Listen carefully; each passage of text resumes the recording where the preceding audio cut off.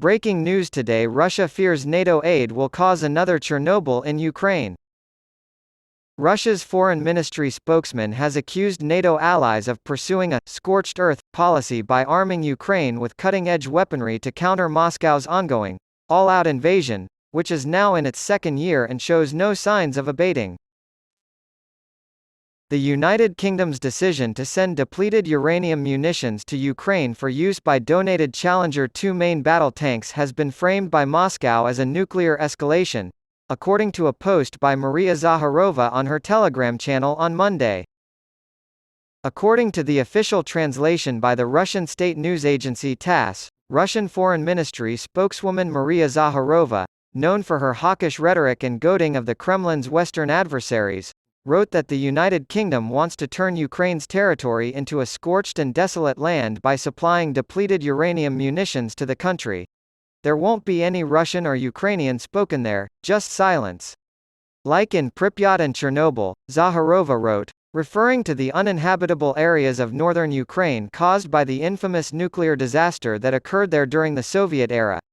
Depleted uranium is a standard component and has nothing to do with nuclear weapons, according to British defence officials. The ministry also said, via a BBC statement, the British Army has used depleted uranium in its armour-piercing shells for decades. Russia is aware of this, but is actively working to conceal it from the public. The use of depleted uranium munitions is likely to have low impact on personal health and the environment, the ministry said, citing research by scientists from groups like the Royal Society. An expert on Russian and Eurasian affairs, Mark Voiger, told Newsweek that Zakharova's comments were a continuation of this line of very thinly veiled threats on the part of the Russian leadership when it comes to nuclear use. Voiger worked under former U.S. Army Europe Commander General Ben Hodges. Voiger, now a non-resident senior fellow at the Center for European Analysis and a professor at American University Kyiv, remarked, "It seems that they are genuinely concerned about the fact that their armor will be extremely vulnerable." Voiger speculated that Russia might be attempting to thwart the scheduled delivery with new threats, while also preparing the information space for a deniable nuclear provocation or false flag. "I wouldn't want to imply that they're prepared for a nuclear strike," he cautioned. "But I think they will be willing to do anything below that limit if it means they can contaminate an area vital to their future offensive." Ukrainian officials have repeatedly warned of the risk of an accidental nuclear accident at the Russian-occupied Zaporizhzhia nuclear power station since its seizure in March 2022. Anti-armor munitions containing depleted uranium have been widely used for decades, including by the Russian military in Ukraine. Projectiles made from uranium are denser and heavier than lead ones, but they are also smaller. This means that more kinetic energy is created by the shells while less drag is created. When the bullets hit armor, they self-sharpen, increasing their lethality.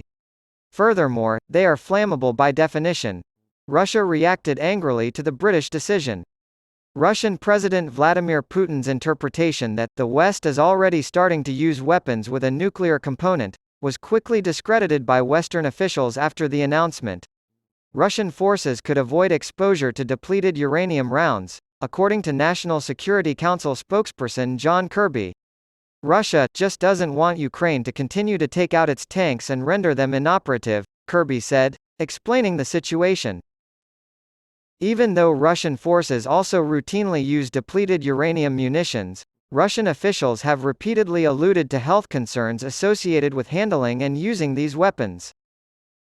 Long-term radiation remnants in affected areas, such as Iraq, the former Yugoslavia, and Afghanistan, have been linked to exposure to depleted uranium munition. The question of whether or not this radiation is harmful to human health is, however, more ambiguous.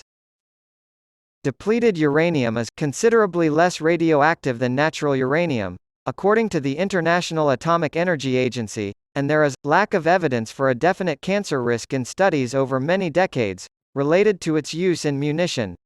Western forces used depleted uranium rounds in Iraq in the 1990s and 2000s, and a 2021 study published in the British Medical Journal found possible associations between exposure to depleted uranium and adverse health outcomes among Iraqis.